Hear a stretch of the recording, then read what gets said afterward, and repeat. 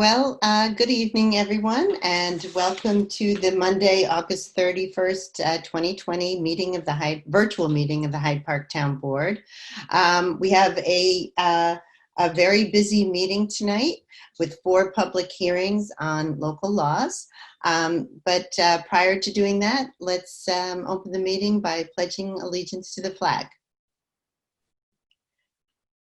I pledge allegiance to the flag of the United States of America and to the republic for which it stands, one nation, under God, indivisible, with liberty and justice for all.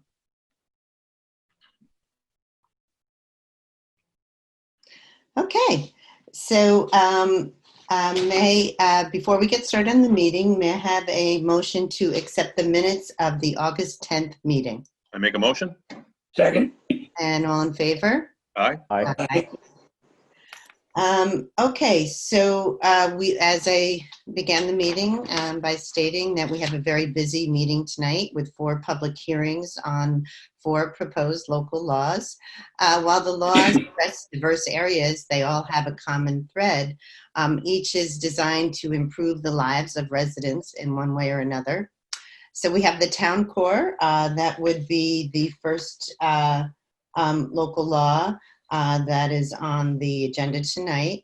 And in this case, we are expanding the ability for property owners to create a more vibrant business district by allowing greater build out of their properties, including allowing 2 family dwellings in an area of Route 9 where they were formerly prohibited. This law also contributes to preserving the character of single-family neighborhoods by requiring site plan and special use permit for conversions of single-family homes into 2-family dwellings. We have another law, the second law that will be in the public hearing, and that is a law amending the definition of commercial recreation. And in this case, we have made a distinction between these 2 types of recreation uses. And we are providing for indoor recreation in the neighborhood business district where it was formerly prohibited. We also took in this process a look at the outdoor uses and made sure that, again, these uses are consistent with the character of the neighborhoods. We also have the ATV law, and we know this is striking an important chord in the public, and we're glad to have input on the ATV law. But, along the same lines as the indoor-outdoor recreation law and the town core, we are interested in preserving the characters of neighborhoods. And so we've crafted a law that imposes some restrictions on the use of ATVs. The law does not disallow their use. It simply puts in restrictions on the proximity in which they can be used near other homes and requires the written permission to use ATVs on properties not owned by the operator. The law allows for ATV use for home maintenance and repairs and includes snow plowing. Now, this law is a result of the many complaints that we received from property owners, especially this spring, regarding safety, noise, and dangerous driving on town roads. We have noticed a significant uptick in complaints from people coming in from other towns by truck and using Hyde Park properties for the operation of ATVs. The law requires that those using property other than their own do have written permission to do so. It does not prohibit it. In the spring of this year, a resident of Hopewell Junction suffered serious injuries while riding his ATV in Hyde Park. In Saturday's Poughkeepsie Journal, sadly, there was an obituary for a 25-year-old who passed away in Pine Plains of injuries resulting from an ATV, sustained during ATV accidents. So, there are safety concerns that we're seeking to address. But what we are trying to do is balance the needs of property owners who deserve the quiet enjoyment of their homes, and also the rights of individuals to use ATVs. Another item in the balance here is, we have a police department, and they are spread thin. There's a lot of resources from the town taxpayers that go into funding our police department, and we appreciate them deeply. They're all work very hard on behalf of our community. And so, part of the idea is we have to husband our resources and make sure that when we're spending money, that it does hit the mark. And so we really did want to give the Hyde Park Police Department another tool in their toolbox to address this use. So, again, we do recognize that this is an important issue for many people on both sides of the fence. And so we're looking forward to comments. We did receive many in writing that our town clerk, Donna McGrogan, will read into the record. We do have some people that are signed up to give their feedback. And so we look forward to evaluating those comments and taking a look at the law in relationship to how we can implement those comments or address them. So finally, we do have the CCA law on the agenda as well. And this is a local law for the town to participate in a community choice aggregation program. This program was spearheaded by our newly formed Climate Smart Communities Task Force, which is being coordinated by local resident Richard Maddox. The CCA will provide residents with cost savings and will benefit our environment by using 100% renewable electricity. Jeffrey Dominski from the Jewel Corporation will have a brief presentation on the program and its benefits. Jeffrey will be the town's main contact and will be providing his contact information if people have any questions about it, which I assume they will. Richard Maddox will be the town coordinator for the CCA program, and his contact information is available on the Climate Smart Communities Task Force page on our website at hydeparkny.us. So that's just the preamble laying out the work that we have ahead of us. But I do know that we have a number of people who will be speaking. So I just like to lay out the ground rules that we employ at the town board, and they still apply during the Zoom meeting. And that is that we ask people to limit their comments to 3 minutes. They state their name and their address, and that's basically it, and that they keep their comments to the issue at hand. So with that, I would like to move then towards opening our first public hearing. So the first public hearing, as I mentioned, is the local law to enact certain amendments to Chapter 108 zoning of the Code of Hyde Park to create a new zoning district entitled Town Core, and revising the zoning Chapter 108 to rename Town Center Historic District the Corridor Business District.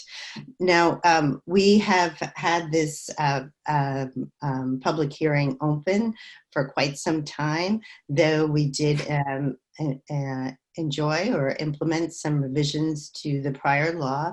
So we did follow procedure, and we re-advertised for the law, and we also recirculated the law to county planning and the Hyde Park Planning Board. So Warren, you seem to have disappeared for a minute, but my question is, does Donna need to read the public hearing notice, being as we reopened it? Warren? Helps. Tonight is a continuation. It's not the first it's one. The continuation. So correct. Even though we re-advertised, we don't need to read it. Right. We read it last time. Warren, you're muted. Warren, you're muted. Okay. So then may I have a motion to open the public hearing for this local law? I make a motion. Nice second. And all in favor? Aye. Aye. Aye. Any opposed? Okay. Warren, were you able to unmute yourself? Yeah, can you hear me? Yeah, I just wanted to add that there were some changes that were made by our planner to the local law. Some additional language that was added to the purpose and findings, and some changes in the commercial use definition. Essentially, the local law is the same as been before the board for several months. Changed some language with regard to the drive-through standards and the applicability of the law. And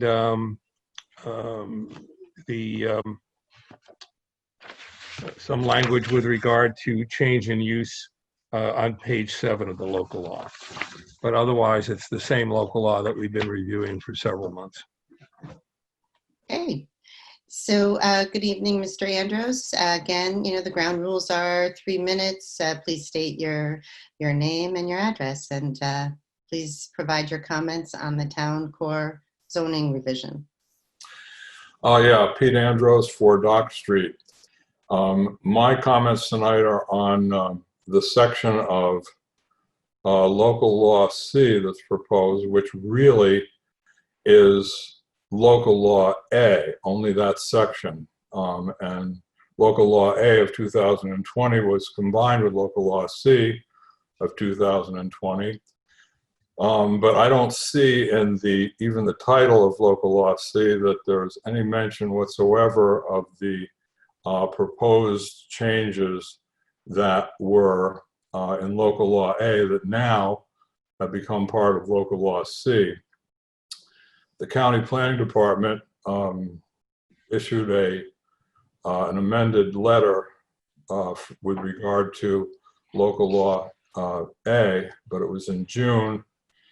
Originally, the county said that it was local law A was primarily a matter of local interest, but they changed their opinion on that, and they stood fast to their 2016 recommendation, which was that a single 2-family house should be able to be built without site plan approval on a lot. And with the exception of one new town board member, the same town board was seated at the time, and they voted unanimously to pass a local law wherein you would be able to build a single 2-family dwelling on a lot without getting site plan approval. And after that, you would have to get any more, you'd have to get site plan approval. And now that is back on the proposed local law C. Nothing in the full environmental assessment form or in any of the other documents takes a hard look at this change, which now says that no matter what, you have to get site plan approval to build a 2-family. And the crux of the matter is that it's going to cost people a lot of money if they want to convert a single family to a 2-family, or to build a 2-family on a vacant lot. Probably upwards of around $50,000 to run the gauntlet of site plan approval with all the fees and everything that are involved with it.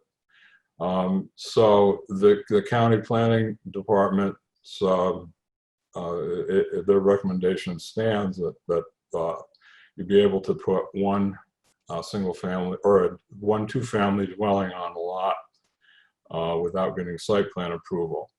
So I think that the board has to kind of rethink the title of their proposed local law C and revisit the FEAF, since local law C impacts not just the corridor, the town core, whatever it's called. I didn't really pay much attention to it, but rather it affects every zoning district in the town with the exception of the 2 waterfront and greenbelt zoning districts, which already require special permit and site plan approval for a 2-family.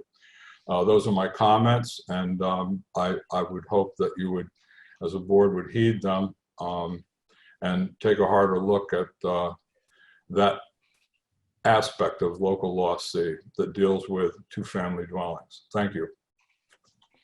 Thank you, Mr. Andros.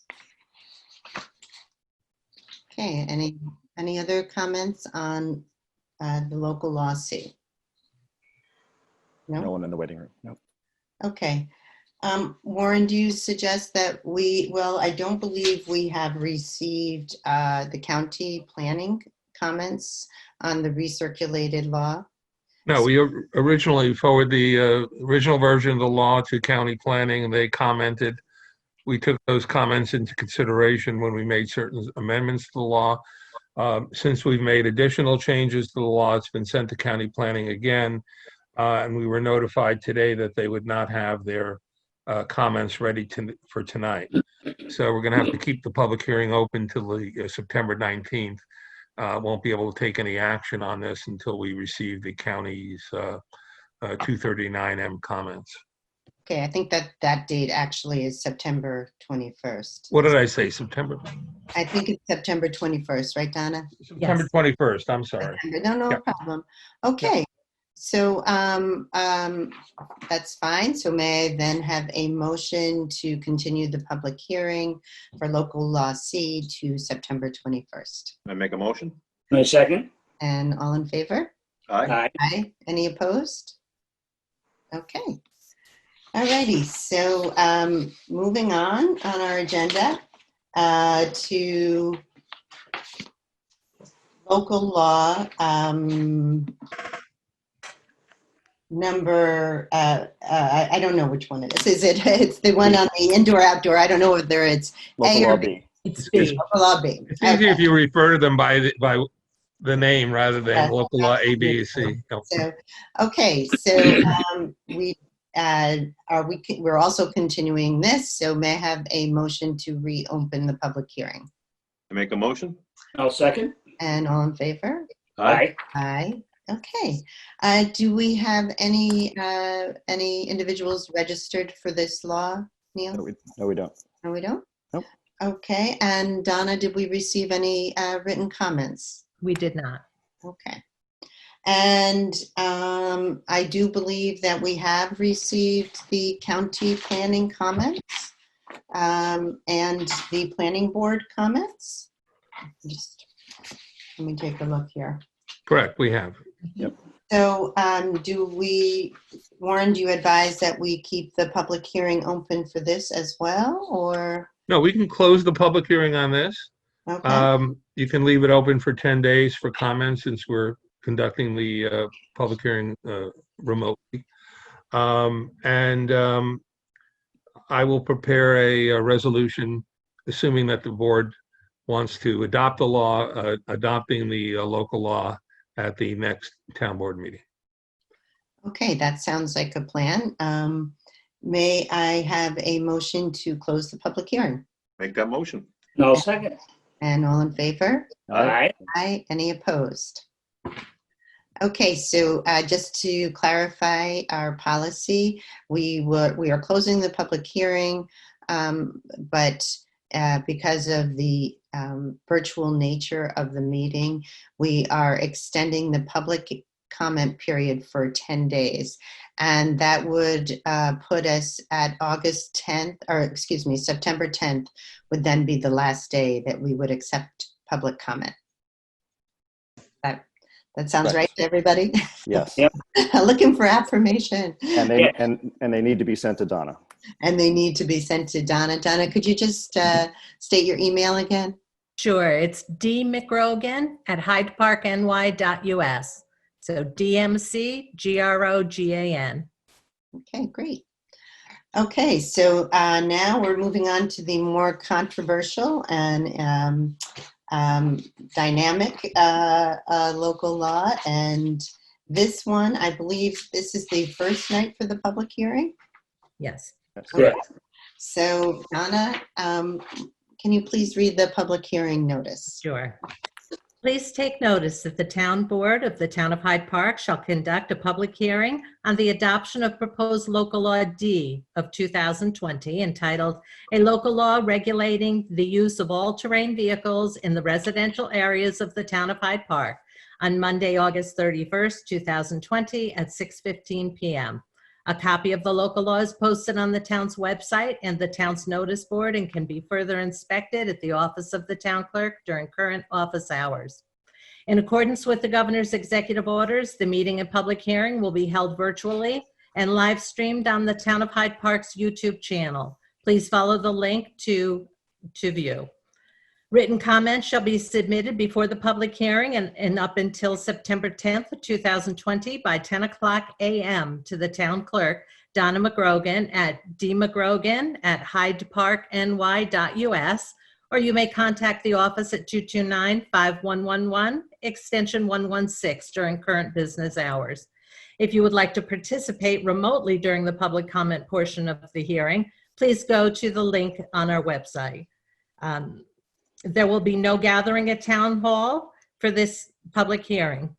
By order of the Town Board of the Town of Hyde Park, dated August 10th, 2020, Hyde Park, New York, Donna McGrogan, Town Clerk. Okay, well, thank you, Donna. Okay, so again, we know that there's been a lot of interest in this law. We've received lots of feedback, so we're here to listen. There won't be a dialogue, but instead, we're all here to listen to people's comments, to take them back, digest them, and see what tweaks we may consider making to the law.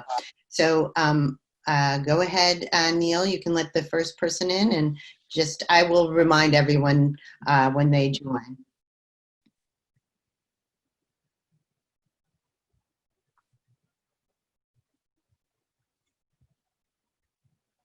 First technical difficulty.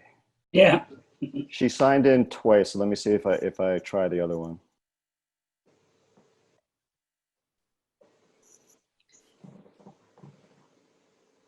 Allison, can you hear us? Allison?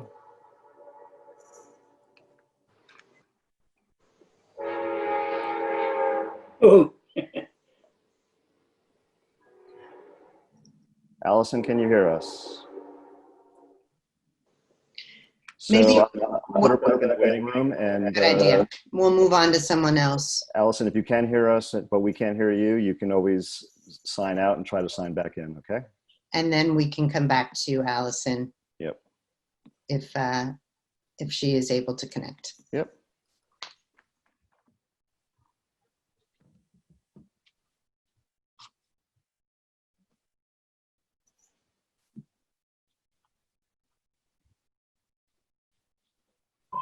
Chris, are you there? And Chris, you need to unmute.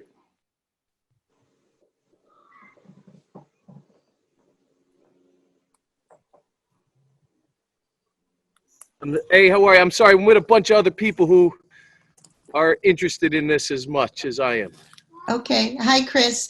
Well, let me just lay down a few ground rules that everyone who is speaking must limit their comments to 3 minutes, state their name and their address. So, okay. All right. So go ahead. Okay, so this is about the ATV, correct? That's right. Yeah, yeah. Did you get a chance? Yeah. And okay, so just so you're clear, hopefully you've had an opportunity to take a look at the law on the website. I did.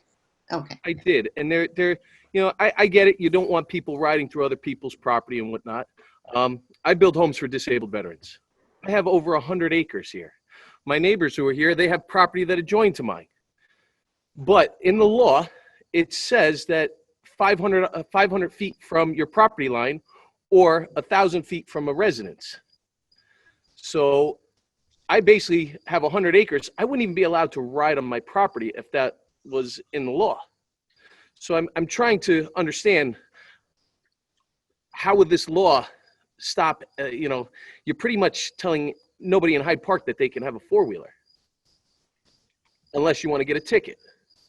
So just say if I have a neighbor who's upset with me, or I have, a neighbor, somebody down the road, and I'm riding my four-wheeler on my property with my kids, they can call the police, and the police could give me a citation.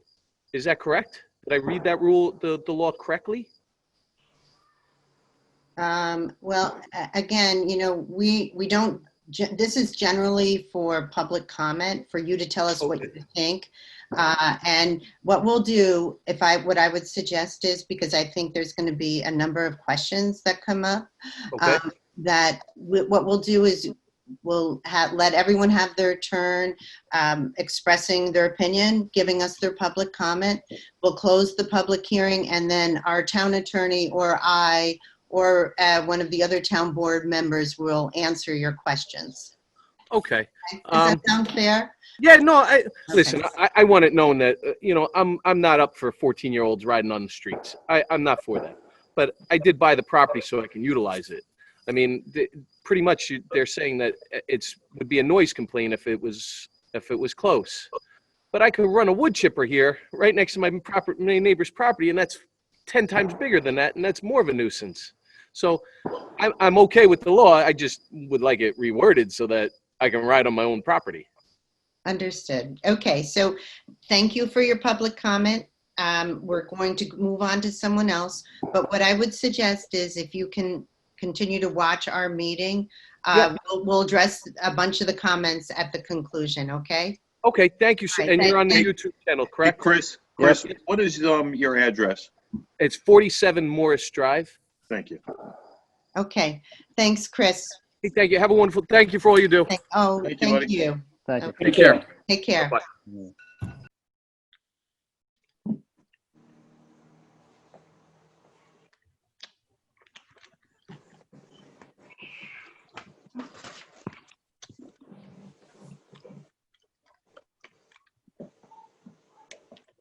Michael, you need to unmute. Yep, I'm unmuted. Can you hear me? Yes, we can. Yes. Thank Now you. we can. Hi, Okay. if you wouldn't mind, could you please state your name, your address, and keep your comments to 3 minutes? And as I just told the gentleman who appeared a few minutes ago, this is meant for you to give us your comments. If you have questions, we'll address all the questions that we can at the end of the public comment. Okay? Sure, that sounds good. Okay, thanks, Michael. Okay, go So ahead. my name is Mike Dooley. I live on South Cross Road in Statsburg. And so my comments really range around what the last guy said, the 500 foot.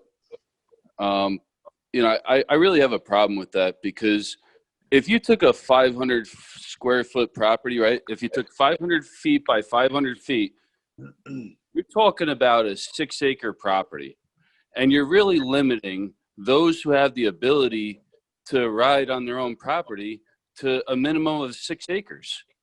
And quite honestly, I think you're being completely inequitable in how you're going about this.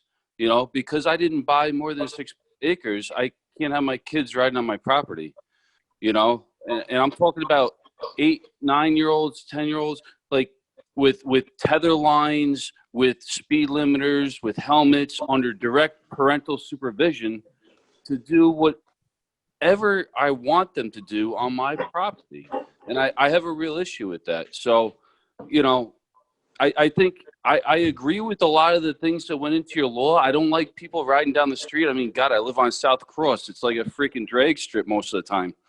But at the same time, within the confines of my property, if I want my kids to be able to ride, on my property under direct supervision safely, I should be able to be afforded the option to do so. Granted, I don't have 6 acres, and I'm sorry that I didn't have the money in Hyde Park to afford 6 acres because I would have done so. But, we're making do with what the little property that we have here. And we will absolutely be mindful. We communicate with our neighbors.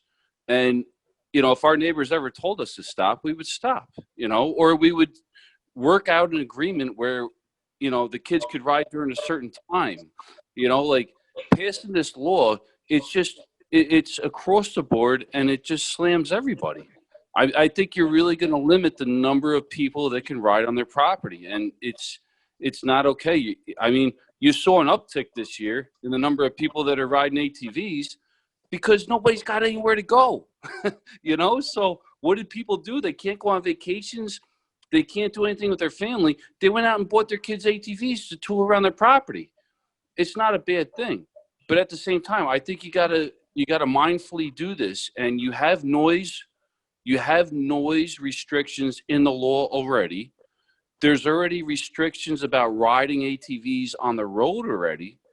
Why add this to the mix? I can't understand why we're adding, especially the distance thing. I mean, I can't understand why we're adding that.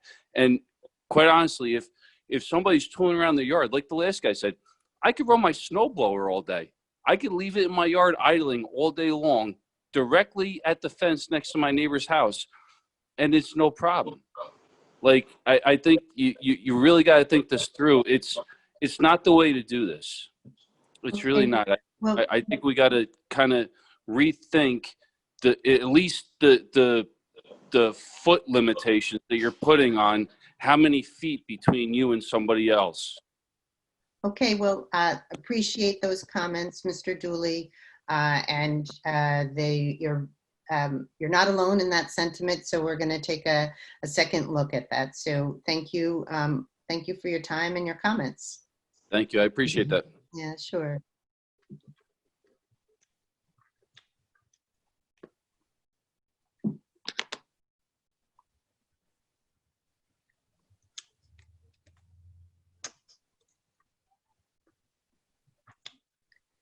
Hello, Mr. Tompkins.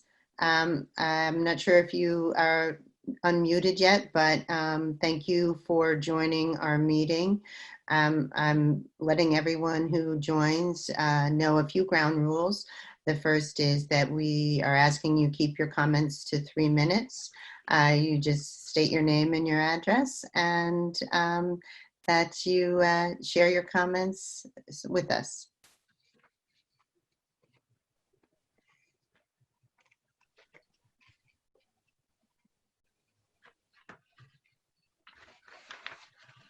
Can you Tompkins, can you hear us? Can you hear us, Mr. Tompkins? I get the feeling he can't. It's that way. There. Mr. Tompkins, can you hear us? Hello? You must be muted somehow. Is there something that he can do to unmute himself, Neil? Apparently he's unmuted. His volume must be off on his phone, or Maybe your volume is off on your phone. phone. To the audio again. So let's see what happens. Can you hear us now? You need to unmute. Mr. Tompkins, you need to unmute. There you go. Can you hear us? I'm good now? Yes. Okay. That's the crazy stuff about technology. It never works when you really wanted to. But I'm not sure if you I'm not sure if you were able to hear what I said, but we just respectfully ask that you keep your comments to 3 minutes. Okay, thank you. Absolutely. So my name is Joseph Tompkins, Jr. I am a resident of Hyde Park. I have 32 Cardinal Road. I have 2 kids, ages 5 and 3. I'd like to be getting into riding ATVs. I'm the 500 feet and 1,000 feet. With my 7.2 acres, I cannot. And I've done mapping and everything else before because I've been doing surveying on my property because I want to build a secondary house. But I cannot.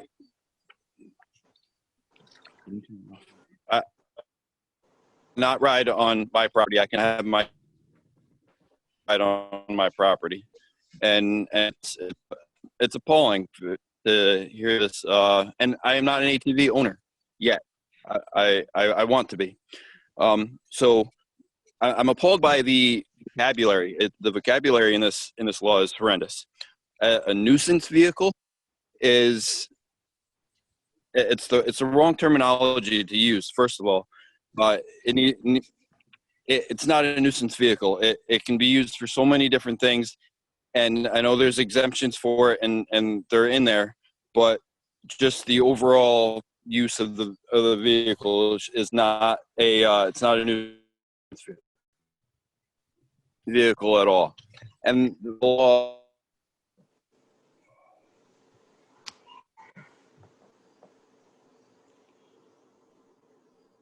We lost you, Mr. Tompkins. You there? Might not have good self-service there. Right. I think we lost them. Yeah. It sounds like it's the same issue, though. on video games and doing stuff, you're seeing them out on, that's why you're getting these complaints. I understand the complaints, but I think people aren't being neighborly. Go to your neighbor. If you have an issue, talk to your neighbor. Say, hey, can you please restrict how much you're using it? Maybe I eat dinner at 6, 7 o'clock at night out on my porch. I don't want to hear the ATV running. Can you not run it at that point in time? We're not being neighborly. Let's just be neighborly. What is this going to do to part of the economy of Hyde Park? We have a large business in our town that deals with recreational vehicles, Texas Polaris. Why are we going to hinder their business in our town? That's ridiculous. We're going about all of this the wrong way, and I think this needs to be thrown out, and somebody needs to write something else, because whoever authored this is didn't think through it very well, and I'm very vocal about this. So I use where this bothers me the most is I used an ATV as a youth to when I grew up in the town of Clinton. And Salt Point, and I was able to go very far with my four-wheeler without going on any roadway and everything with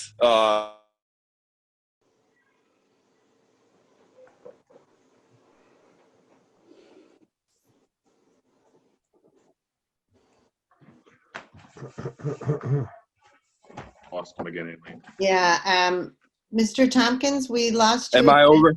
We lost you for a couple seconds there, but your 3 minutes are up. So if you would just like to make one final point, that would be okay.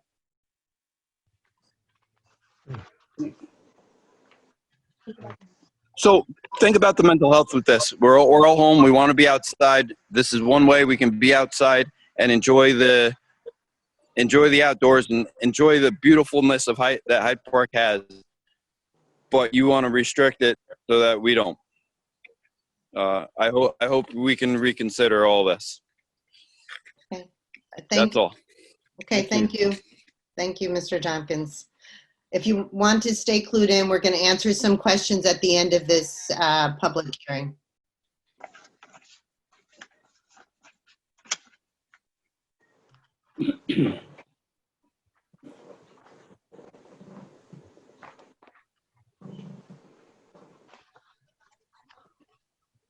Okay, looks like we have another participant here, Jonathan Sakato. There you go. He's unmuted. Can you hear us? Hi, how you guys doing tonight? Great. Good. Hi. Thanks. So, I just want to touch on the fact that I understand I have 3 minutes. okay. I just want to touch on the fact that Okay, looks like we have another. Jonathan, can you turn down your YouTube video? yeah, turn down the YouTube. And your address, Jonathan? 12 Harvey Street, Hyde Park. Thank you. So I grew up on Honeywell Lane in Hyde Park. I grew up riding four-wheelers, dirt bikes, all that, on my own property. I learned this. I learned the responsibilities and the skills I needed to move into the career that I am now. You're going to be limiting so many people's kids' chance to grow responsibly, and how do I say, to learn the skills that they need to be proactive in the community. I see this bill as a way to inch another dollar out of the residents of Hyde Park's wallet. I believe it's unjustified. We pay our taxes. You know, we don't need more issues within this town to use our property the way we want to use it. Again, we're using it responsibly. As a person said earlier, you know, little kids are using tethers, speed limiters, under direct supervision. So that's all I really have to say is you're taking away a chance for that child, that person, to learn the responsibilities and the skills to grow through life. And that's all I have to say. Okay, Thank thank you. you, Mr. Sakata. Thank you, Jonathan. So we did have 1, 2, 3 other people who signed up, but they have not shown up. So they can always submit written comments to Donna. Excuse me. Okay, so Donna, you have a number of written comments. I do. Okay, to whom it may concern. As a resident and homeowner in Hyde Park for over 13 years, I have some concerns over the proposed local law regarding ATV usage. While I understand and respect there are numerous problems with others being disrespectful, inconsiderate, not obeying local laws, etc., throwing a blanket motion, as this proposed local law does for the entire community of ATV users in Hyde Park, is also rude and disrespectful to those of us who ride with regard to our neighbors, the laws, and the environment. It seems to me that this law overreaches and takes away healthy activities for young kids. Here are a few of my major things that we face losing. Using our ATVs for plowing, yard work, and home upkeep, giving our children with supervision a healthy and family-oriented activity for outside, especially during this global pandemic, and you are generally 6 feet away while riding. A huge financial loss in all the machines and accessories we have all invested in, a loss of our rights to enjoy the properties the way we want to.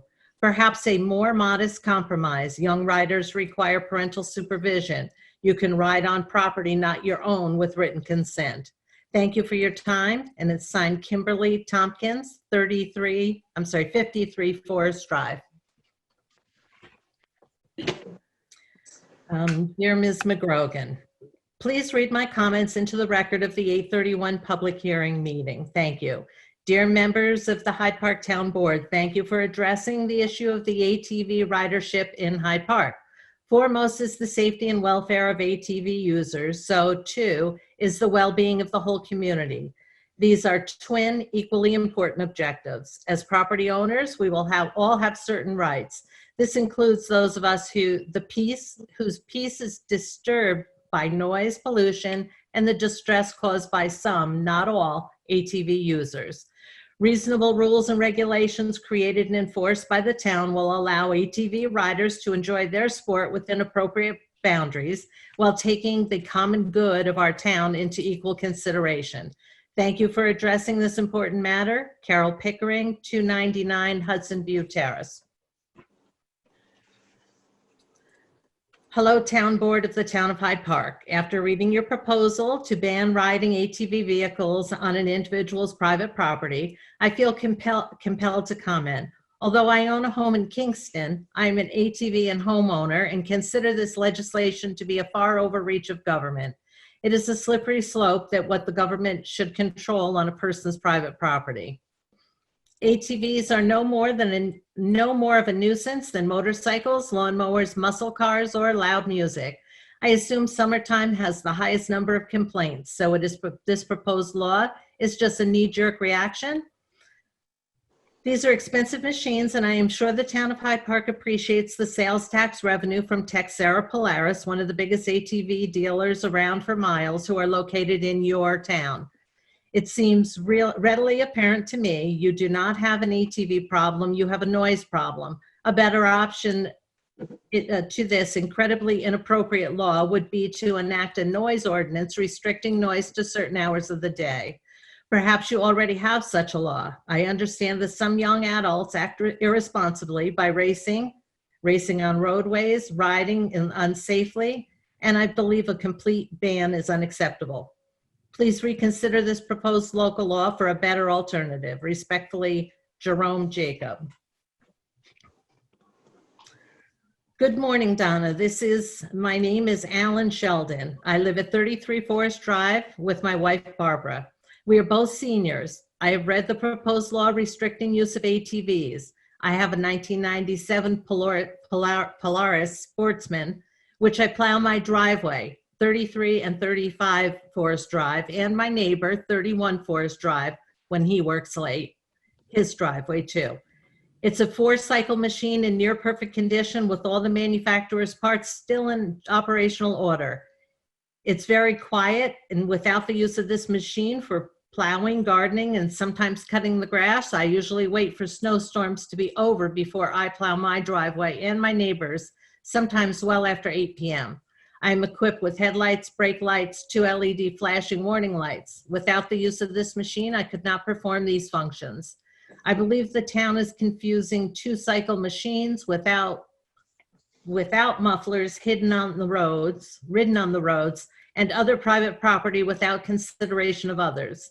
The town needs to explore the complaints leading up to this local law D before grouping all ATVs in one group. Thank you, Alan Sheldon. Need a sip, sorry. Lot of reading done. Okay. I am against any restriction placed on operating ATVs on private property. The proposed laws, including arbitrary operating setback distances, only serves offended property owners. If the town board seeks to create a fair law restricting ATVs, amendments to the noise laws, including decibel limits or limits on how far the sound can travel, would be reasonable. Further amendments to cover dust and fumes could also be reasonable and enforceable. Outright banning of ATVs by arbitrary operating setback distances without any consideration of the actual impact to nearby properties discriminates against the responsible parcel owners.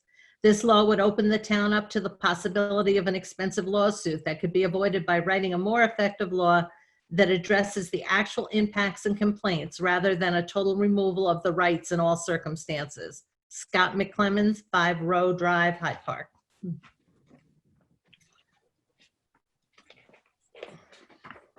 Okay. Good evening. My name is Stephen Reifenberg, and I've lived in Hyde Park for 32 years. I also have the honor of serving as chairman of the Dutchess County Libertarian Party. Our membership stands strongly opposed to the adoption of this law regulating ATV use on private property. We at the Libertarian Party believe that all citizens have the right to conduct their lives freely and openly insofar as it does not cause direct harm to other citizens or their property. This law, as proposed, clearly violates those rights. This law would ban the use of all-terrain vehicles within 500 feet of a property line or 1,000 feet of a residence at any time. This provision clearly unfairly discriminates against any resident who cannot afford a parcel with property lines longer than 1,000 feet from surrounding neighbors.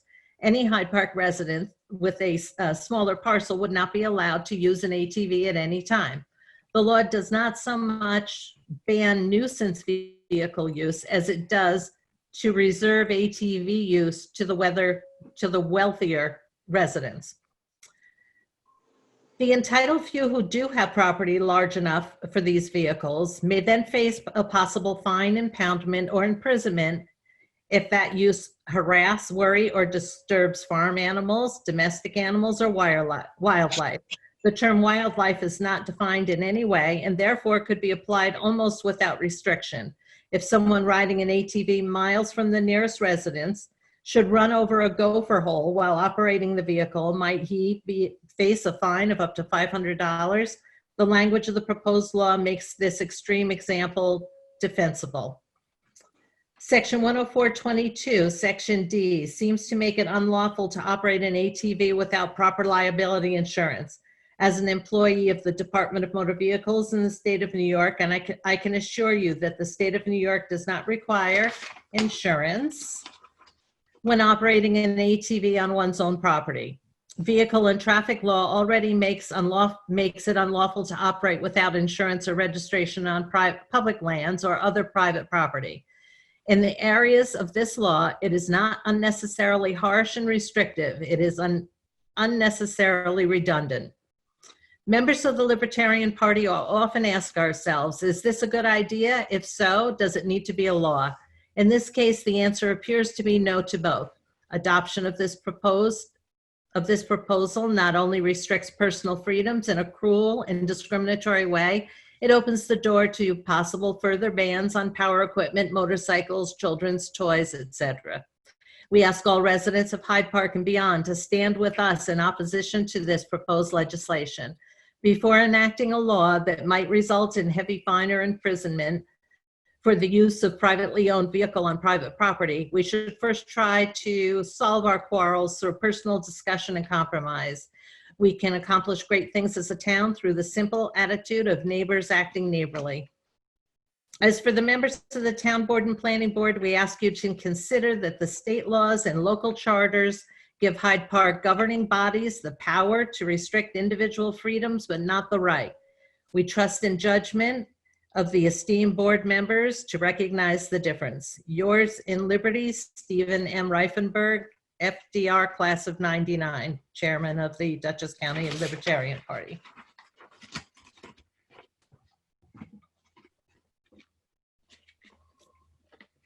Okay. One more. Oh, one more. Okay. Last one. My name is David Schwartz. I live at 176 Cream Street in the Greenbelt and have owned my home for 25 years. I would like to express my support for the proposed local law D of 2020, a local law regarding the use of all-terrain vehicles in the residential areas of the town of Hyde Park. ATV noise and misuse have been a long-standing issue in Hyde Park. I appreciate that the town board has decided to step forward in an effort to mitigate this problem.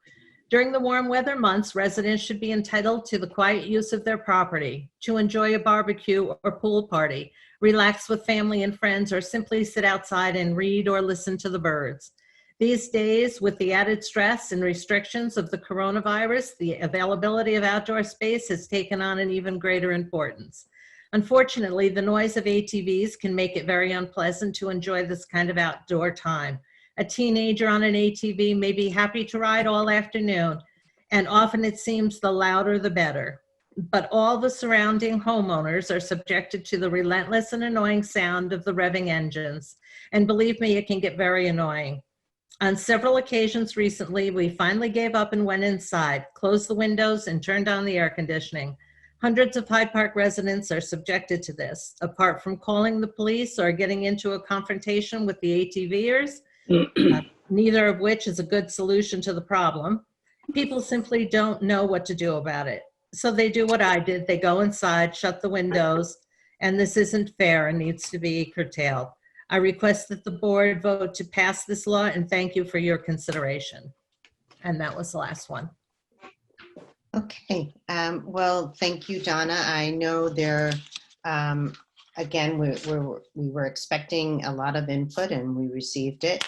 But I think it's very important that we address some misinformation that was stated.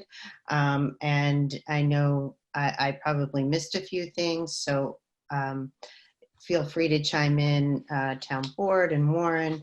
But the first item that I picked up on was the individual who believed that that our law didn't provide for people riding on other people's property with permission, because that is clearly stated in our law that if you have permission from a property owner, written permission, then you would not suffer any ill consequences.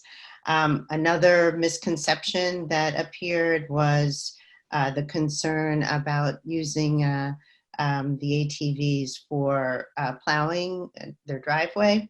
You know, that's certainly allowed, and you know, we applaud you for helping your neighbor to do that, and we would never want to take away anyone's ability to use an ATV for maintaining their real estate, whether that might be, you know, plowing their driveways or using it for gardening or some other activities. I don't know if other, if the board also heard some other misconceptions. Yeah, I would like to chime in if I can, Supervisor. This Thanks. is Ken Schneider, a Sportsman 500 owner with a plow from Texera Polaris. So I am in the group of the ATV owners.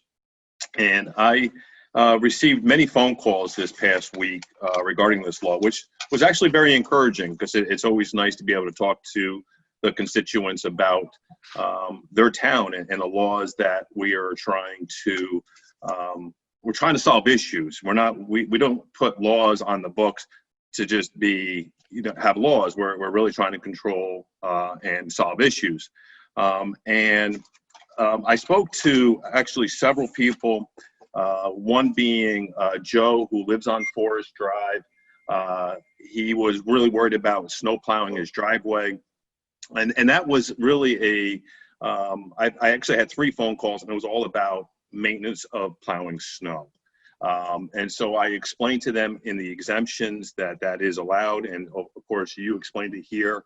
And I believe I sent an email to you and the town board that I think we should at least have that language in there so that way they understand that they can, plow their driveway. And plowing your driveway, you will be within 500 or 1,000 feet. And that exemption would be that you're doing maintenance. So your neighbor can't call the town of Hyde Park police during a blizzard and say, hey, Ken Schneider is using his 4-wheeler and he's less than 500 feet from my yard.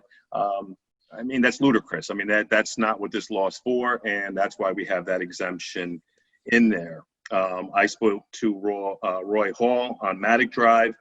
He was also worried about the plowing issue, and once I really cleared up that information, he was ecstatic. I spoke to another Mr. Paroli on Quaker Hill Estates. Again, he was worried about maintenance. I believe what this law is, and the way I explained it to these individuals, if you are a law-abiding citizen and you really are a good neighbor to your neighbors, this law will never really affect you because you're already doing what this law is asking you to do, which is be responsible, be respectful. If you live in Green Tree or Greenfields where you're on less than a half acre and you have your children doing, the Daytona 500 around their yard, you're not being a good neighbor. And, and I understand it sounds easy for you to say, hey, listen, we should be neighborly and we should discuss and talk. And some people do, and they're respectful. Others, they don't care. They're like, this is my property. I can do what I want, get off my property. And then they just continue to do their 500 laps around their yard. And our police department has received many phone calls about these issues. So we're really trying to address what Chief Benson and his guys and women are trying to do out into the field, and that's to solve issues. Our town police, we don't have the resources, nor would we, even if we had the resources, we are not looking to go out and police everyone. If you have an acre, 2-acre property and your neighbors are okay with you riding, then we're not going to get a complaint, right? But if you have less than an acre of property or an acre of property and you live in a neighborhood and you continue to do your laps around your yard and you're being a nuisance, then there might be a phone call, and then maybe you're not being a good neighbor. So that's what this law is doing. I bought my 4-wheeler many years ago. Both of my children learned to drive on the 4-wheeler, and we were always very respectful. Just on another note about snow plowing, and you heard that, and I love it because I did the same thing. I would do my neighbors, I would do the senior down the road, but you also need to make sure that your unit is also registered. That is a state law. So I said to these guys when I spoke to them, listen, if you're going from 35 Maddock Drive to 37 Maddock Drive and the sheriff's department or the town of Hyde Park is driving by and they see you on the road, even though it's a snowstorm and your unit's not registered, you may and possibly get ticketed because you're not registered, and you should be registered. That's not a Hyde Park law, that's a state law. And all of them understood that. This is not about grabbing money. This is not about, us, being big brother over you. Listen, I understand this is a pandemic, right? And there's a lot more people at home, and people need to have activities. I get that. But you also have to understand on the flip side that during this pandemic, a lot more people are home as well, that they want to enjoy their backyard, to barbecue or use their pool or to read a book. So they also have rights to have peace in their backyard as well. Equally, you think you have rights in your yard, which you do. But again, it's communication. I think this law, maybe we might need to tweak the 500 or 1,000 feet. That might need to be tweaked. But we also have in here that, if you want to use your four-wheeler, ATV, UTV, that you use it between, you operate it between 8 p.m. and 9 a.m. So that way, at least, you do have time to ride that. I don't know. It's a difficult thing. I understand. But we also need to be mindful of our neighbors. And this came from the chief of police, from, the fire departments. I know that we had that issue with off of Green Tree with the Hopewell Junction child. There's just a lot more going on out there right now, and we're just really trying to address things that come across the dais for us. And I don't. That's all I have to say. Well, that was a lot. But well said. Very well put, Ken, and we appreciate that you're an ATV owner yourself, so you have a good understanding, and so again, it's a balance issue.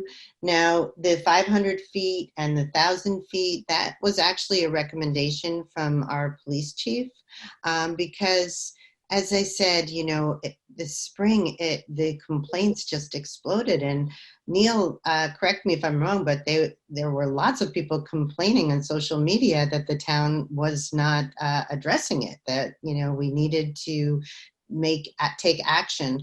And, in particular, Green Tree, we had kids driving down the road that were unlicensed, unregistered. And, it's a dangerous situation. So I think we did get some good comments, and I really appreciate how respectful everybody was, because I do know that, it's important to people. And so we will take a look at these comments, digest them, talk about them with our chief and some other people. We did use a hybrid of other communities' laws to try to get the best picture that we could. But I think that our plan is to digest the comments, see if we can take a look at some of the things that really jump out at us. And then Warren, I think we should keep the public hearing open to the next meeting. Sure. Do you think that's the? Yeah, I think in light of the amount of comments we had, I think we should. I think I was going to address some of these issues. Yes, if you would, that would be great. Yeah, but I think that you and Ken covered most of them. I mean, there's no question this law is substantially less restrictive than some of the commentators have suggested. You can ride on your own property, and you can ride on other people's property with permission. The enactment of this law was not serendipitous on the part of the town board. We had been receiving some very substantial complaints of nuisance from ATV vehicles, and we had discussed with the police chief ways of controlling the situation. And it took us a long time to create this law, which he felt would be a tool for controlling improper use of ATVs, which create a nuisance. So we looked at many other prototypes of this law from other jurisdictions. It's very similar to what has been enacted in many other municipalities, including the town of Clinton, by the way. We're a little bit more restrictive than Clinton in terms of the setback. I think Clinton's was 500 feet from a residence, so ours is a little bit more restrictive. So the intent here was not to unreasonably restrict the use of ATVs. It was to give the police a tool to control the nuisance that some of the improper uses of the ATVs have caused. It's true that there's an exemption under the law, which allows for repair or remodeling or grading of any structure or real property. We could probably tweak that and add snow plowing. That seems to be a use that that is used a lot. There are changes that we can make to the law, and we can take another look at the 500 feet and the 1,000 feet. We obtain that upon the recommendation of the police chief, but we can always revisit that and talk to him about it and see if there is room for compromise on that issue. The insurance, we don't mandate insurance. It's not required by DMV. If insurance, it's addressed in the law, but only to the extent that Department of Motor Vehicles requires insurance. And the noise ordinance, which we do have, is virtually impossible to enforce. They're very, very difficult to enforce, and you can't possibly enforce those on a case-by-case basis when somebody is violating the ATV law. You have to go out and get noise measuring instruments. It's just wouldn't apply to controlling of ATVs. So I think a lot of the suggestions and comments were good. A lot of the issues that were raised are already covered by the law, so there may be some misunderstanding.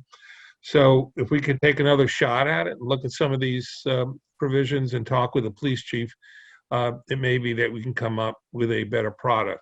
The nuisance vehicles, that wasn't our creation. We actually took that from another municipality. It wasn't intended to be offensive, and we can change that language too. So I could see where ATV users might somehow be offended by the characterization of the improper use as a nuisance vehicle, but that's a minor change that we can make to the law. So yes, in sum, I think we can adjourn this to the next meeting, and in the meantime, we'll take another closer look at this. And you know why we are going over this? It would be, I'm sorry, Neil, it would be extremely helpful that people get the word out about riding these things safely, not being disruptive, not trespassing. I mean, I know I spoke to, our highway superintendent who had to repair the landfill gates numerous times because they're being torn down. And then there's a lot of four-wheeling going on at the old landfill where they're disrupting the clay on the top. That's costing us quite a bit of money. And some of the air ducts have been taken down by the use of four-wheelers. And that's clearly, it's posted property, it's private property, and it's town property that's costing taxpayers a lot of money to repair this facility from ATV use. And that's going on in other areas of the town. That's not our property, that's private property. And I think if they just got permission to go on some of these properties, a lot of complaints would also go down. It's no different than somebody getting a permission to go hunting on their property. If you want to use somebody else's property, ask. It's like, you're saying, hey, listen, be neighbor to neighbor, right? It's the same thing. If you're going to be operating a four-wheeler on private property, be a good neighbor and ask your neighbor. I don't think that's asking too much in this forum here. And just to pick up on that point too, Ken, that it's really inappropriate for kids to be riding them on Hyde Park streets. And, we did assign a police officer to Green Tree, for many weekends this spring and that's expensive for the town. And, we also are mindful of, not inspiring a chase. That's something that the town, that the Hyde Park Police Department doesn't do. So, while some of the speakers or some of the letter writers mention that, you can enforce it, there's really limitations on enforcing enforcing it. You know, the last thing we want to see is our police chasing kids through our town streets. And I noticed a couple of the speakers actually live in the village, and you know, there's really very few places in the village you would actually be able to ride. And although I do walk in the woods between Roosevelt and River Road, and I see those beautiful trails are being ridden on by ATVs. And, you know, that's not really, it's certainly they wouldn't have the permission of the national park, but it does erode the experience and what those trails are intended for. So, you know, it is a complex issue, and there may be ways that we can tweak it, especially, you know, I have concerns from Mr. Pelliater, that I believe that's how we say his name, the first speaker, and, you know, just looking at those dimensions, those setbacks. So I think we should move on, though, because we do still have, oh, sorry, Neil. I just wanted to say one thing, that there's been quite a lively chat conversation on our YouTube channel. So just want to make sure that we will put those into the record, and everybody on the board will have a chance to read those comments, and okay, we will listen to them and see what we can do. That's great. Okay, well, thank you. And we do have, so wait, yes, we already closed the public hearing, but we have a really an important presentation tonight, and that's at our workshop. And Supervisor, we actually do have to continue. Oh, I'm sorry. Okay. So may I have a motion to continue the public hearing to September 21st? Make that motion. Second. And all in favor? Aye. Aye. Okay. Thanks, Donna. So, okay, we do have our workshop presentation by Jeff Schaefer of PKF O'Connor Davies on the 2019 audit for the town of Hyde Park. We have one more public hearing. Yeah. Oh, sorry. Really? So sorry. I'm not trying to rush things, please. Okay, so is this the first? Yes, it is. So we'll need Donna to go ahead and read that public hearing notice. The Town Board of the Town of Hyde Park.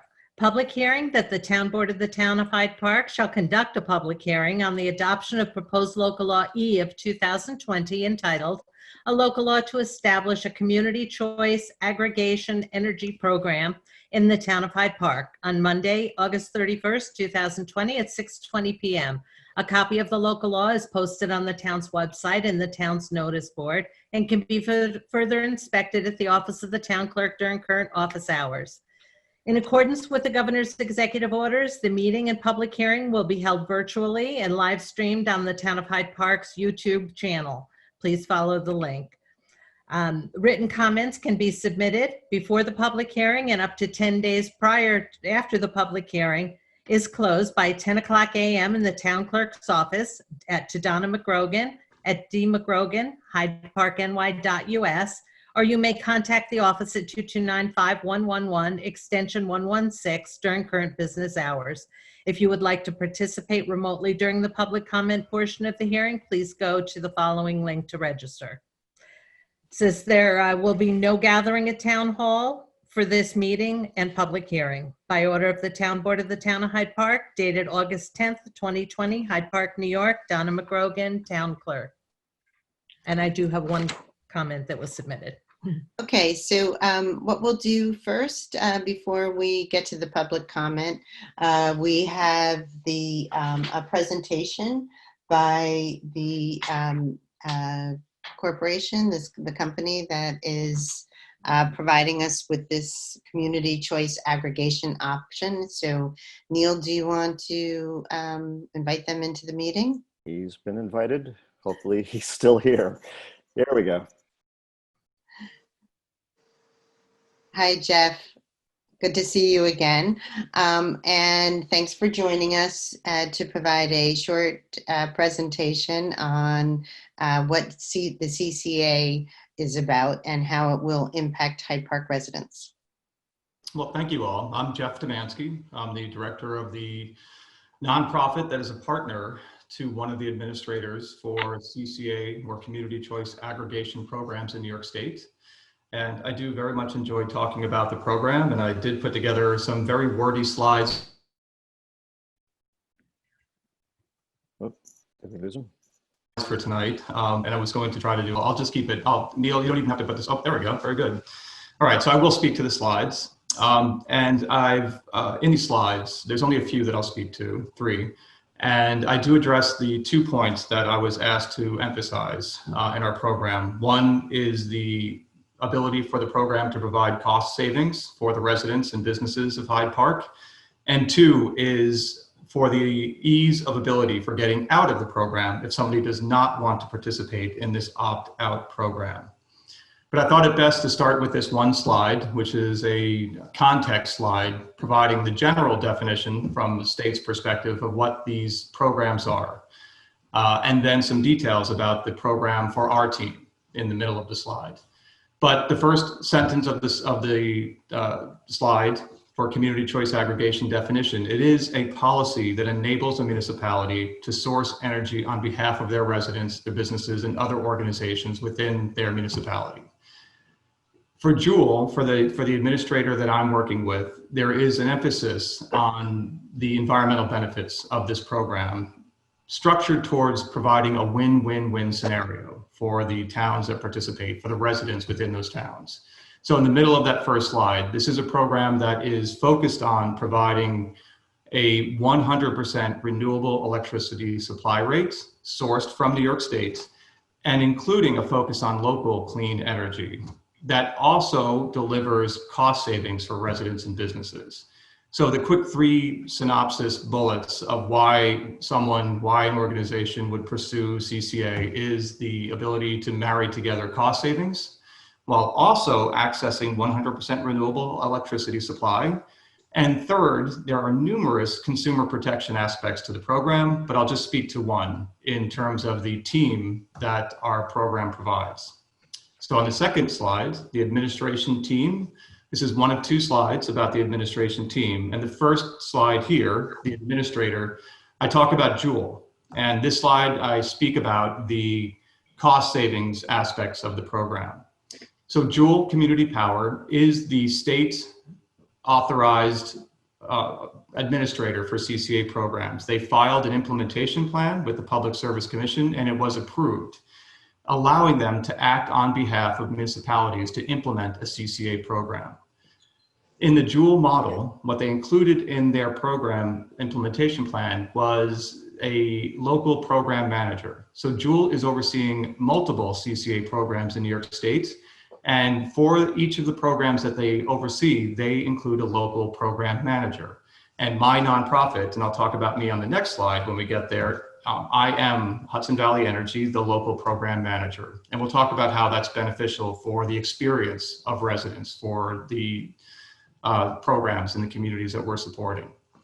But in the last of the 3 bullets with the sub-bullets, Jewel manages the request for proposal process for the electricity supply rate. And at the very bottom of the slide, on the lower right and lower left corners, I show the apples and the oranges, because there are apples and oranges and apples to apples comparisons that should be considered. But in a nutshell statement, this program is structured to save money while also providing 100% renewable electricity, which is not what an individual customer has had the ability to do prior to this program. So the program only proceeds if through the request for proposal process, a program rate, or if there's more than one rate, it must be less than the average utility rate, the average that people have been paying Central Hudson for supply over a previous benchmark period. So typically, to date, it's been a 12-month period. So we only proceed, Hyde Park would only proceed if the program rate was less than that average utility rate. So it is structured to be a cost savings program. That includes for the 100% renewable rate. The second bullet that thankfully thank you for highlighting, is that the program's 100% renewable rate will be much less than a residence rate that they could obtain in the open marketplace. The first point I made about the program rate versus the average utility rate, that's really an apples to oranges comparison, because our program rate, with an emphasis on 100% renewable supply from New York State, is being compared to the utility rate, which is typically not more than 20% renewables in there. 80% is nuclear, fossil generated sources of electricity supply. In the second bullet, we're talking about an apples to apples comparison. And so the program, through basically the buying club that we provide through this program, enabled by the towns, is a way to get that win-win. The rates that are obtained are much better than what an individual resident could obtain in the open marketplace. The third bullet, the first two bullets, sub-bullets, talked about the program rates for CCA. I do mention where on the first slide I talked about how we emphasize local power generation sources as well. There is an option, an opt-in option in our current programs for encouraging residents of our participating towns to subscribe to community solar, which additionally, in parallel, so addition to CCA yields a guaranteed savings at no additional cost. There's no fees, there's no subscriptions, there's no penalties in our program. So to answer the one basic question about cost savings, numerous ways that this program can offer benefits. Finally, I'll just talk to this third slide. This is the second of the two slides about the administration team. This is talking about my organization's role in the program. I am a 501c3 nonprofit. We're focused on supporting municipalities in sustainability efforts. And in the second bullet, our job is to lead the outreach, education, and customer support throughout the duration of the CCA program. Our current active programs and the one we're about to launch are 2, and the one we're about to launch could be a 3-year contract with a fixed rate for electricity supply. So for that full duration of the program, that 2 or more years, whatever the contract is for the supply rate, my organization is there to be the question answerer, to be there to educate people about the program and to bring other value add benefits. But to speak to the specific request of tonight, to talk about the ease of getting out of the program, if somebody wishes to not be in the program or to opt out of the program, there are numerous ways that my organization makes it easy to do, including the first bullet, when the program launches and people receive a letter telling them that the program has launched, there is a prepaid mailer that they can just sign and return to opt out of the program, should they not wish to be in the program. There's also a program hotline phone number that people can call at any time. There is a website form that people can use to opt out of the program. We hold numerous meetings, including in the good old days, community office hours, where we could opt people out of the program. And finally, we have an email address that people can contact us. This is the last slide. We're going to stay on this one slide. So those 3 asterisks, if you can go back up, the 3 asterisks on the last 4 bullets indicates with the footer that you can also use these methods at any time in the program to opt out or to opt back into the program. So that's the role that we serve. And if you want to leave off on the next slide, it's the timeline for implementation. Oops, go back up, the chart. And I can answer questions on this, but it basically shows the 12 steps for launching a program. I know tonight you're considering step 1, adopting the enabling local law. Step 2 is, if you decide to continue, would be selecting the administration approach. And what I just spoke to in terms of cost savings was step 7, the RFP. And then for my role with the launch for getting out of the program begins with step 10, when the program actually launches. So thank you very much for letting me present on this. And my information is there should you have questions after the presentation. Thank you. Great, thank you, Jeff. So yeah, we wanted to provide the information that was needed before we proceeded to the public hearing, but you did a great job of hitting all the highlights. So we can go ahead. Neil, do we have anybody in the waiting room? We don't, but I believe we have a written comment. We do have a written comment. Donna, would you like to go ahead and read that? Yes. It says, after watching the presentation by Glenn and Jeff from CCA, I am still confused following their smooth sales job. The method of forcing everyone to opt in at this point in time is not going to be taken lightly. With the pandemic, financial and employment crisis affecting the town and the globe, this is one of the last items a resident has time to analyze. We are also approaching an education crisis in our schools. There's no literature or meetings to find out more about CCA before residents decide. We have no one on the town CAC who can answer questions for residents. When I asked a CAC member a question about the CCA program, they said they knew nothing about the program. So before you okay this resolution, you need to explain it to the residents. It's not fair to residents to pass this resolution. If people are not educated and forced into the program and it fails, you will be the ones to blame. The CCA presenters did not say if there could be an extra cost to residents who wanted to opt out of the program. Again, their presentation was confusing with many technical terms, and as I said earlier, it was a smooth sales job.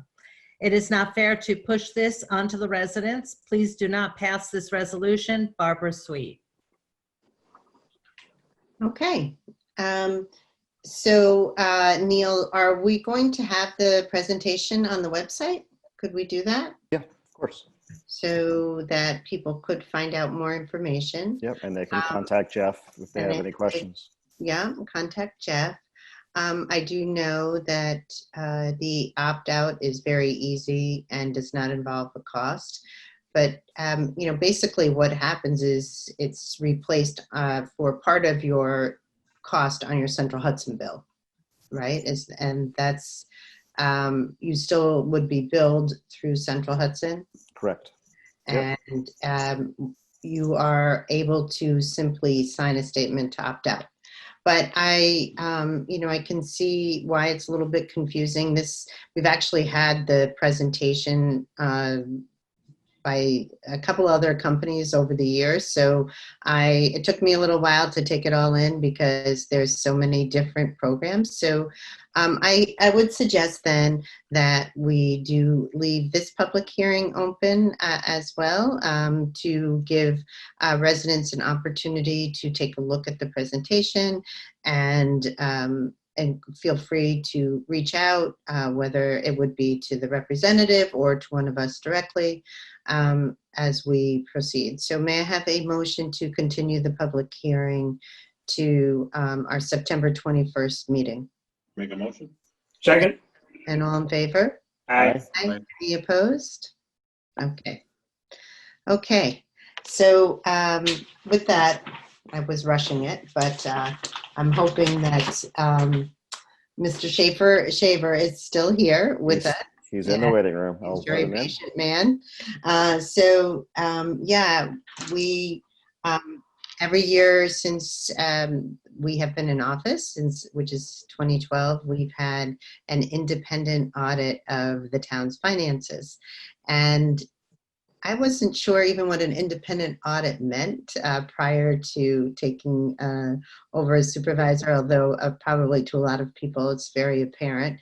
But it's a situation where the town retains a professional accounting services to take a deep look at our books, and we've been very pleased over the years with both the results of our audits and with the process.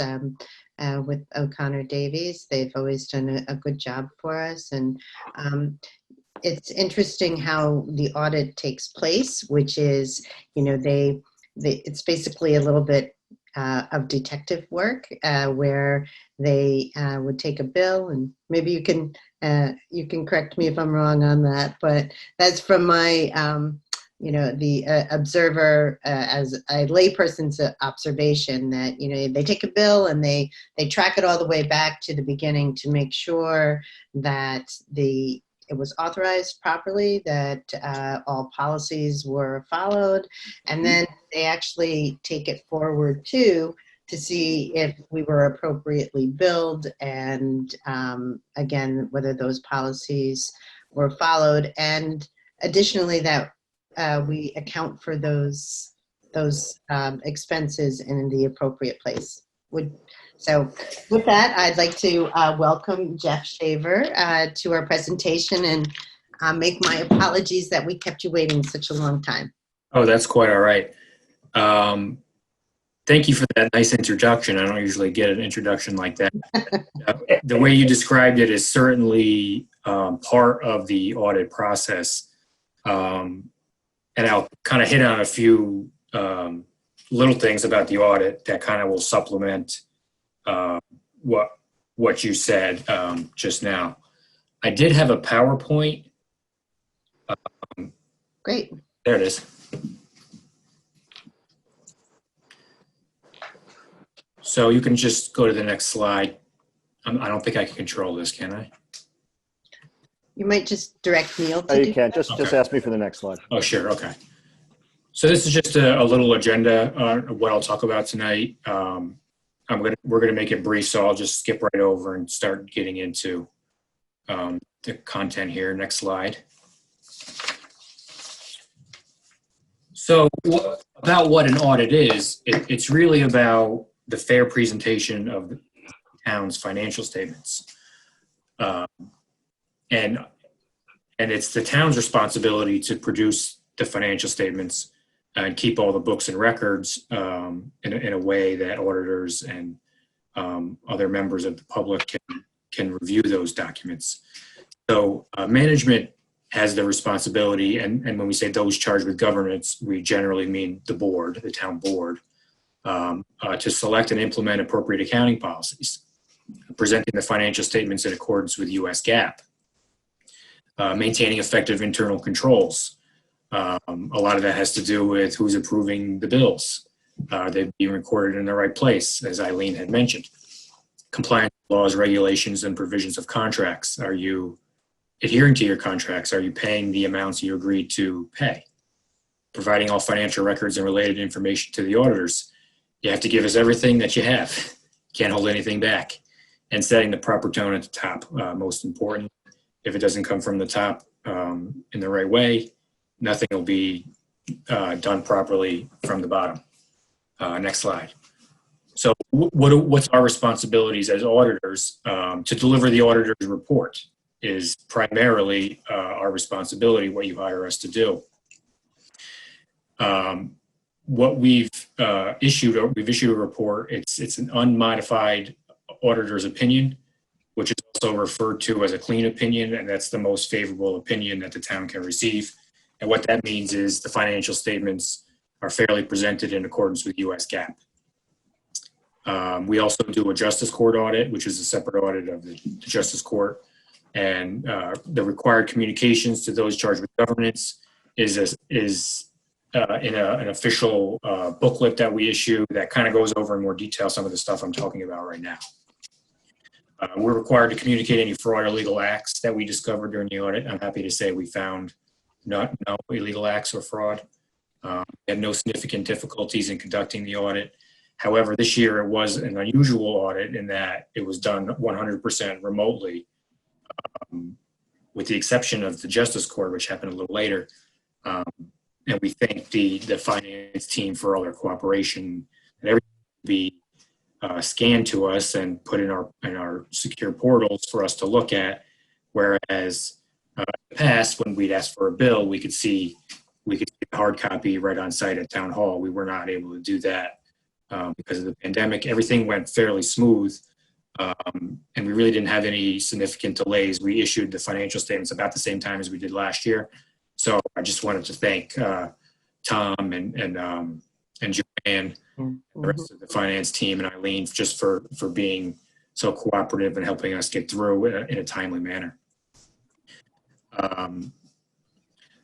The next slide is about a change in accounting standards that happened for 2019. It's the Governmental Accounting Standards Board number 84, fiduciary activities. Previous to this standard, the taxes that are collected by the town for other municipalities, being the county, the fire districts, and the library, were kind of hidden in a way in the financial statements, in that they were just shown as balance sheet items. So when you collected taxes, it reduced the receivable, and when you paid it out to the municipality, it reduced the payable. This accounting standard required us to put that in a different fund by itself. So this is actually a drop from the financial statements themselves. It's a new schedule that shows the amount of taxes you collected for other entities and the amount you dispersed to those entities. So this doesn't really have any impact on your general fund. It's just additional schedules that are in the financial statements. Next slide. With that, I'll move right into the general fund. This is the schedule of revenues and expenditures compared to the budget. It's highly summarized, but it is taken directly from the financial statements. You can see when the budget was initially adopted, it was anticipated 6,768,000 revenues would be collected. That number was revised upwards to 7,073,000. Actual revenues for the year, 7,573,000. That's a positive budgetary variance of $500,000. I'll get into some of the details on that in the next slide. Expenditures were initially budgeted at 6,928,000. They were revised about 470,000 up to 7,388,000. Actual expenditures for the year, just under $7 million. That's less than the final budget by 388,000. So you generated some budgetary surplus on the revenue side and the expenditure side. The total of the two combined is 888,000. Because at the beginning of the year, you anticipated utilizing 130,000 of fund balance. Or said another way, when you adopted the 2019 budget, it was anticipated you appropriated about 130,000. So you anticipated utilizing that much of fund balance. That number was revised during the year to 340,000. However, you generated the budgetary surplus, as I mentioned, of 889,000, giving you the difference is 548,000. That's the actual increase to your fund balance. So very positive year. 2019 was a very positive year for the town, and that you increased your general fund balance from 2,470,000 to just over $3 million. Next slide. So these are just some of the significant revenue sources, and you can see the line that I'll highlight is non-property taxes. Within that is your sales tax distribution from the county. The original budget was 1.5 million. It was revised upward during the year to 1.6. Actual revenue, 1,922,000. That's 322,000 greater than the revised budget, or 422,000 greater than what you initially anticipated. And if you remember from the previous slide, I mentioned you had 500,000 of revenue surplus. 400,000 of it is coming from the sales tax. So that's really the story on the revenue side of the budget, is you blew the sales tax out of the water. And that was really the only thing I'd like to highlight on the revenue side.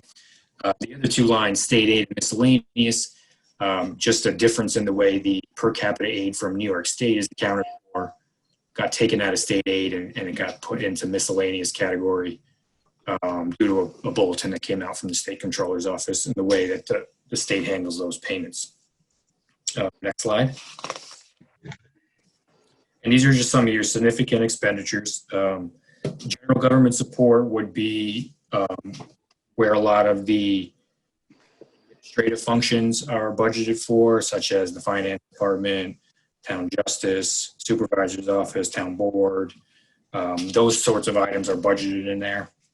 You generated surplus of $110,000. The largest of your functions is your public safety category, the police department. Actual expenditures for the year were $3.4 million. And then all the other line items kind of get much smaller after that, where you have transportation, culture and rec, and you have various different departments in there that are scheduled out in detail in the financial statements. Long story short, the general fund had a budgetary variance of $388,000 on these categories, where you can see the largest being public safety and general government support. Keep in mind that there was revisions to the budget during the year. The actual expenditures of $6,974,000 were greater than initially anticipated at 6.9.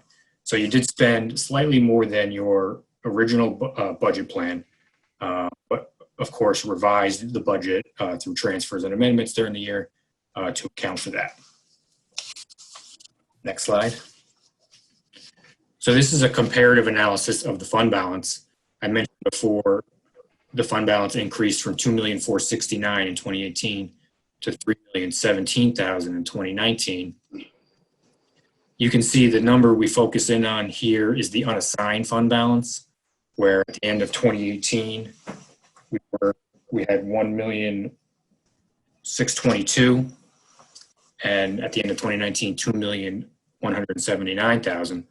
And the percentage on the bottom is typical benchmark that's looked at for the unassigned fund balance as it relates to your total appropriations. So at the end of 2018, you had 23%, which is a healthy fund balance, certainly. And you increased that this year to an even healthier 30%. So certainly going into the pandemic in a strong financial position. Next slide. This is a snapshot of the fund balances of the other governmental funds of the town. So leaving aside the general fund, you have a highway fund, capital projects, special purpose, where the money is held in trust, and some of your small lighting districts is in what we call the non-major governmental funds. The highway fund have a loss for the year. It started the year with 825,000 in fund balance. It decreased to 725,000. That was mostly due to the additional appropriations for salt purchases. As you already know, the winter months can fluctuate year to year, and typically we see when the winter's bad, the expenses go up and drives the fund balance down, and later winter will do the opposite. So definitely weather related in the highway fund. And you have 109,000 in the capital projects fund. That's project money left to be spent to designated towards specific projects. Okay, next slide. This is a summary of the bonded debt that's outstanding as of December 31st, 2019. You can see an even $8 million outstanding, and that will cost the town approximately $3 million to service that in 2020 and going forward for the next several years. That's just for your information. And that is all. Next slide is just a summary slide. Level advertising for us. I realize I went through that quick. I didn't want to hold up the meeting any further. If there's any questions that I'd be happy to try to answer, or if there's anything I didn't cover you want me to cover, I'd be happy to do that as well. Sounds good. Okay, well, I'm very pleased with the results of not just the audit, but of our financial, our finances, let's just say that. So, I mean, we had a really good year in the sense that we added to our fund balance almost 500,000. And, again, that's because of careful management of our expenses and, just a little bit of under projections for what we ended up receiving from sales tax. So we're looking at how that will translate to 2021. But as you mentioned, I like the way you said it, we're in a great position going into the pandemic. And I think that our financial staff did a wonderful job.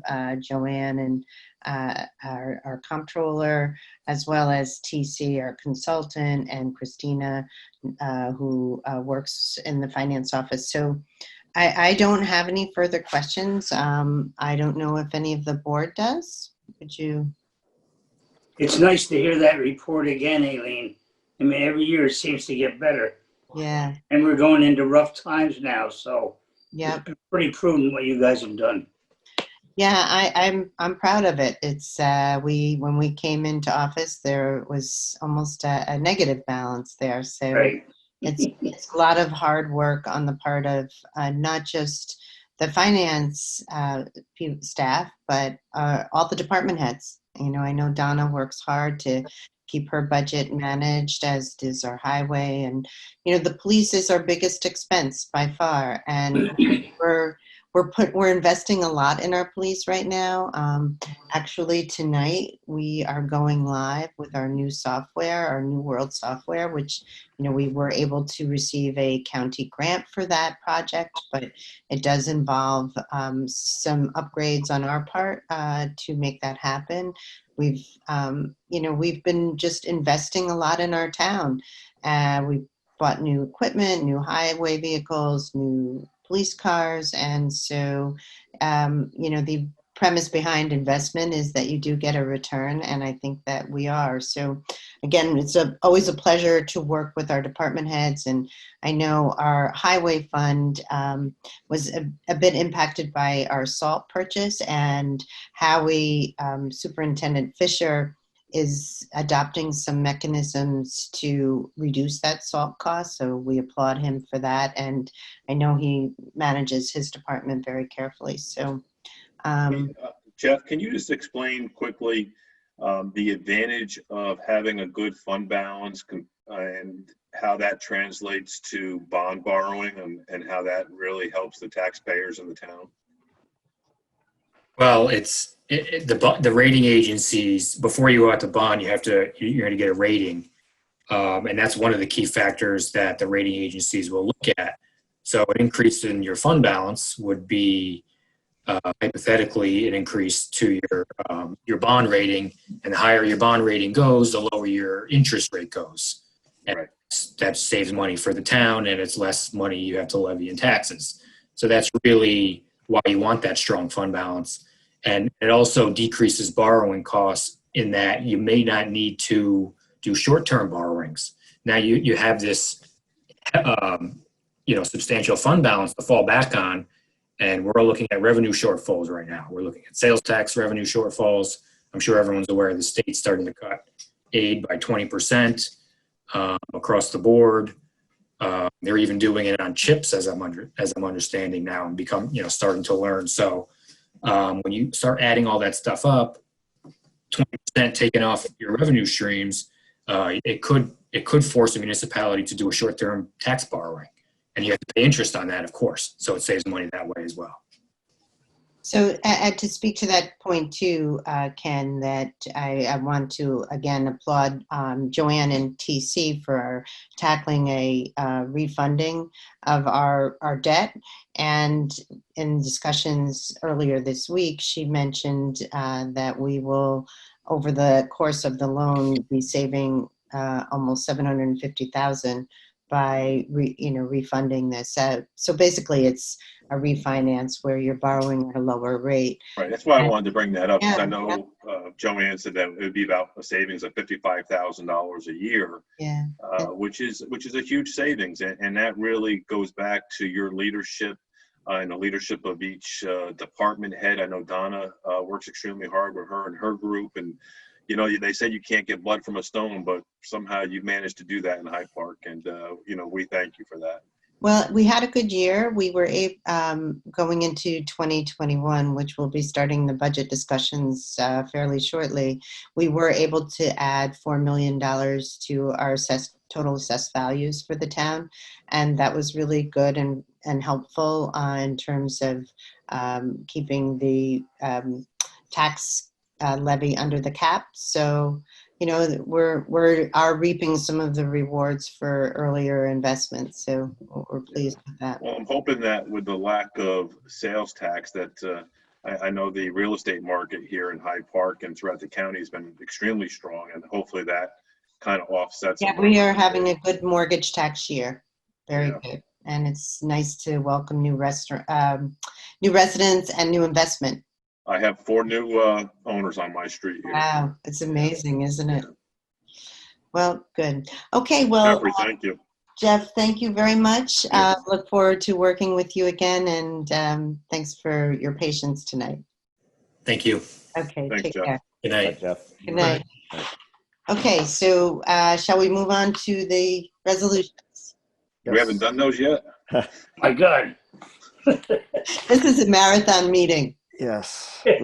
Resolution 831-1 of 2020, resolution authorizing the Town of Hyde Park Town Supervisor to execute nunc-pro-tunc, a lease agreement and maintenance agreement between the Town of Hyde Park and Canon Solutions America for a new copier for the Town Hall administrative offices. A second. And all in favor? Aye. Aye. Any opposed? Okay. Resolution 831-2 of 2020. Resolution authorizing the Town of Hyde Park Town Board to reappoint David McNary to the Town of Hyde Park Conservation Advisory Council, CAC. Second. All in favor? Aye. Aye. Any opposed? Okay, resolution 831-3 of 2020, resolution authorizing the town of Hyde Park Town Supervisor to reappoint Neil Krupnick as the deputy supervisor for the town of Hyde Park. Second. And all in favor? Aye. Aye. Any opposed? That's not gonna, you're not gonna oppose that, Neil? I said aye, aye. We could have more deputies. Resolution 831-4 2020, resolution authorizing the town of Hyde Park to issue a letter to the Secretary of State requesting that the New York State Department of State assist Hyde Park and other communities in creating a regional Hudson River access plan that addresses the need to repair, maintain, and preserve historic truss bridges over Amtrak's Hudson Line, including the Coral Dock Lane Bridge. Second. And all in favor? Aye. Aye. Any opposed? What bridge is that, Aileen? The Coal Dock Bridge is the bridge that provides access to Rogers Point Boat Club. Okay, I didn't realize that's what that was called. Yeah, and there's a bit of a history there. I'll keep it real brief. The bridge was closed by New York State DOT after recognizing that it was in poor condition. I'd been advocating for a number of years that the Amtrak addressed these phantom bridges. Sue Serino also wrote a letter. So Scenic Hudson has adopted this issue as well because it's the primary source of river access for our community. So we're glad to see that Scenic Hudson is also advocating for us in that capacity. And so we'll see where that goes. So cars can no longer get to That's the right. marina? Nope, they have to park on the west seen side, that. the east side, excuse East me. side. Yeah, I've seen that. Yep. This is it's been an ongoing thing. I was Commodore down at that boat club many years ago, and we battled at the time with New York Central, became Penn Central, and I guess CSX took it over, but Amtrak runs the lines, and nobody wants to take ownership of anything. Yeah. And so the consortium towns will help that's coming up, right? Hopefully. So let's hope Thank that this political pressure will, and the Department of State will forge a solution. Yes. It's not just there, it's several others that provide important access. Yeah. Thank you. Okay. Resolution 831-5 of 2020, resolution authorizing the Town of Hyde Park Town Board to accept donations received for the Town of Hyde Park Music in the Park series and authorize said donations to be used for other recreational activities for 2020. Second. And all in favor? Aye. Aye. And if I just could make a comment on that, I went to the magic show the other night at Hackett Hill, which, Rhinebeck Bank sponsored a lot of that. And it was fabulous. We had a good time with the family, and Teresa and Rob have done an amazing job, and Carl's done an amazing job with, all the work that's been performed over there. So thank you to Rhinebeck Savings and to the group of the Recreation Department. I agree. Hey. Okay. Resolution 831-6 of 2020, resolution authorizing the Town of Hyde Park Town Board to designate the weekend of September 12th and 13th, 2020 for the Town of Hyde Park Townwide Tag Sale. Second. And all in favor? Aye. Aye. We did have someone express concern, so everyone will be required to wear masks and practice social distancing during the townwide tag sale. Yes. Great. Good. Resolution 831-7 of 2020, resolution authorizing the Town of Hyde Park Town Board to appoint Nicole Nokes as a temporary part-time recreation assistant for the Town of Hyde Park Recreation Department. Second. And all in favor? Aye. Aye. Any opposed? Resolution 831-8 of 2020, resolution authorizing the Town of Hyde Park Town Board to accept and recognize the independent audit report for the Town of Hyde Park Justice Court for fiscal year ending December 31st, 2019. Second. And all in favor? Aye. Aye. Resolution 831-9 of 2020. Resolution authorizing the Town of Hyde Park Town Supervisor to execute nunc-pro-tunc a stipulation of agreement between the Town of Hyde Park and the Hyde Park Police Benevolent Association, PBA. Second. And all in favor? Aye. Aye. Any opposed? Okay, resolution 831-10 of 2020, resolution authorizing the Town of Hyde Park Town Board to accept the Governor's Traffic Safety Committee Grant Award for 2020 and 2021 for the Town of Hyde Park Police Department. Second. And all in favor? Aye. Aye. Any opposed? Resolution 831-11 of 2020, resolution authorizing the Town of Hyde Park Town Board to acknowledge the resignation of Mark Parada as the part-time police assistant for the Town of Hyde Park Police Department. Second. And all in favor? Aye. Aye. Any opposed? Resolution 831-12 of 2020, resolution authorizing the Town of Hyde Park Town Supervisor to execute certain legal documents in conjunction with the Jeffrey Groves Estate re-subdivision. Second. And all in favor? Aye. Aye. Any opposed? Resolution 831-13 of 2020. Resolution authorizing the Town of Hyde Park Town Clerk to issue a 2020 hawking and peddling license for the operation of Carol's Hot Dogs in the Town of Hyde Park. Second. And all in favor? Aye. Aye. Any opposed? Okay. Well, that was quite a meeting. Thank you, everyone, for your attendance, your patience, and your comments. So may I have a motion to adjourn? I make a motion. And I'll second it. And all in favor? Aye. Aye. Okay. Good night, everyone. Good night, Good all. night. Thank you for all your hard work, Neil. Appreciate it. Yep. Thanks, Neil. everyone. Yep. Okay. Take